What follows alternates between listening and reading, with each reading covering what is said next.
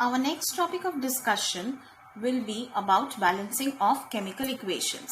Now, when we talk of balancing of chemical equations, students, you are very well aware that you have to remember the basic idea that whatever you have on the left hand side of the arrow should be equal to whatever you have on the right hand side of the arrow. That is the number of atoms and the type of atoms on the right hand side of the arrow and the left hand side of the arrow should always match. Now what I have done is I have written some equations. You can see it through the video, but I have not balanced them. I will balance it in front of you by trial and error method.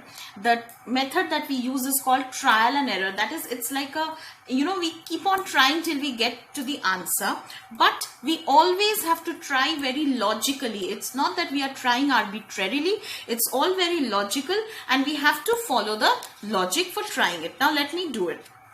Now what I have done is my reactions are written in green ink, but when I'm writing the formulas, when I'm writing the quotients before them, whatever they are needed to balance for, I'll write it with blue ink. In the examination, during the examination, please ensure that first you try to balance them using a pencil. Do not go for pen directly, because you all are not very much habituated and you all are not experts in balancing. So please ensure that you don't make a mistake through that. So let me start. The first chapter that the first balancing that I have is Fe plus HCl, that gives you FeCl2 plus H2. Now have a look at it. Here you have two chlorines, here you have one, here you have two hydrogens, here you have one. Iron is balanced on both sides, so I'll not touch iron. Whereas I have two chlorines here, two hydrogens here. So if I just put a 2 here, the whole thing gets balanced. 2HCl gives me FeCl2 plus H2. Moving on to the next one. NaCl plus H2SO4, Na2SO4 plus HCl. Now look at this, students. What is the problem here? Why am I worried about this? Now look at this clearly. Here there's just one Na, whereas here there are two sodium atoms. So the first thing that I do without worrying is I have to put up a 2 over here. Now let me see how does it work out. Now if I have a 2 over here, then there are two chlorines, but here there is just one chlorine. Here there are two hydrogens, here there is just one hydrogen.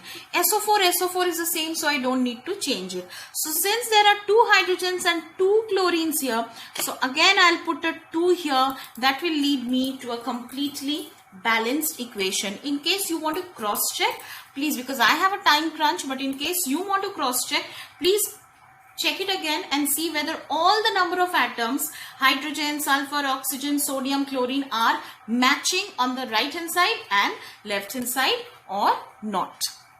Moving on to the third one. Now the third one is a little tricky for us. Why do I call it tricky?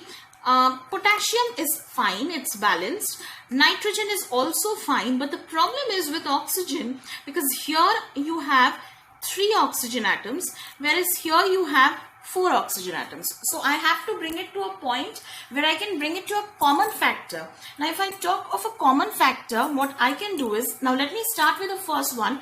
What if I put a 2 over here? If I just have 1, it's not working out. What if I put a 2 over here? Now let it be here. Now the moment I put a 2 here, I have 2K. So I also have to put a 2 over here to balance out my potassium and nitrogen. Now let's look at my oxygen. So I can clearly see my potassium and nitrogen is balanced. Both are 2, 2. Now let me look at my oxygens. Now how many oxygens do I have over here? Students, please understand, when you have it like this, it's not addition, it's multiplication. So the number of oxygens you have over here is not 2 plus 3. It is 2 into 3. That is, you have 6 oxygens over here. Now let's move on to the right hand side. What do you have? How many oxygens do you have?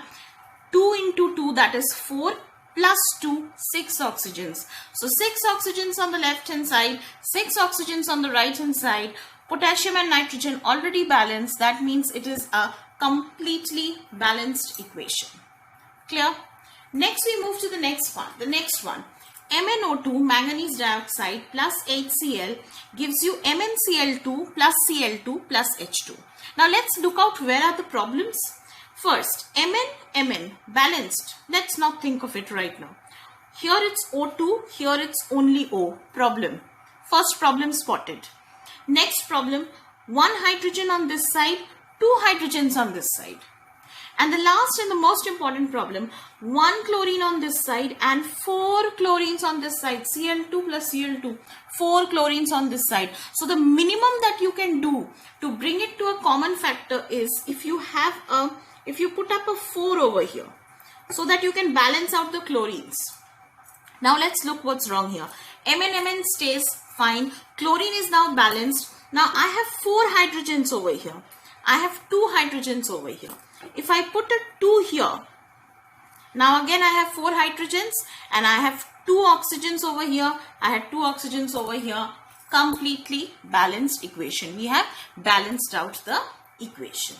Now the fifth one, now this remains a question for all my students.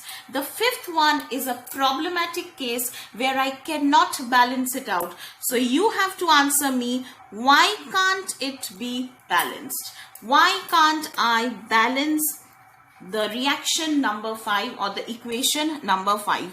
Where is the problem with equation number 5? And I'll move on to equation number 6. Now let's look at equation number 6. What is the problem here? So lead 1, no problem. Nitrogen, now let's look. NO3 whole twice. So what does that mean? N has 2 and oxygen again is 3 into 2. I repeat, 3 into 2, that is 6. Obviously it's a problem here. This side oxygen, you can see only 5 oxygens present and nitrogen is only 1 present. So first thing, if you need to bring the oxygen to a even number, because here there's just 1 present, you have to put a 2 over here. So if you put a 2 over here, you automatically have to put 2 over here also. So if you put a 2 over here, how many? 2 lead, 2 lead. Done. How many nitrogens? Everybody please notice, 2 into 2. 2 here into 2 here, because this is whole twice. So 2 here into 2 here, 4 nitrogens. So if I have 4 nitrogens, what do I have to put before NO2? I have to put a 4 NO2. I don't have a way out. I have to put a 4 NO2. Now let's count the oxygens. Now my oxygens are 3 into 2 is 6. 6 into 2 is 12 oxygens. Let's look how many here. Here there are 2. 4 into 2 is 8. 8 plus 2 is 10 plus 2, 12. Done. It is a completely balanced equation. The next one, Fe plus Cl2 giving you FeCl3. Now 2 and 3 you have to bring to a common factor. You all are aware that the common factor between 2 and 3 is actually 6. So if I put a 3 over here, it will come to 2FeCl3. So 2Fe plus 3Cl2, 2FeCl3. That will be a completely balanced equation. And the last one, H2O plus O2 giving you H2O2. So now again let's look what is the problem. The problem is with oxygen. So if I put a 2 over here, 2H2O plus O2, 2H2O2, please count. 4 hydrogens, 4 hydrogens. 4 oxygen, 4 oxygen, balanced, finished. So I hope this is clear for you. Please go through this full thing twice or thrice for you to understand it very clearly. And the last thing from the chapter that you are supposed to go through is a worksheet that I have prepared for you. Please try this at home in your exercise book and do let me know if there is any problem in your comments.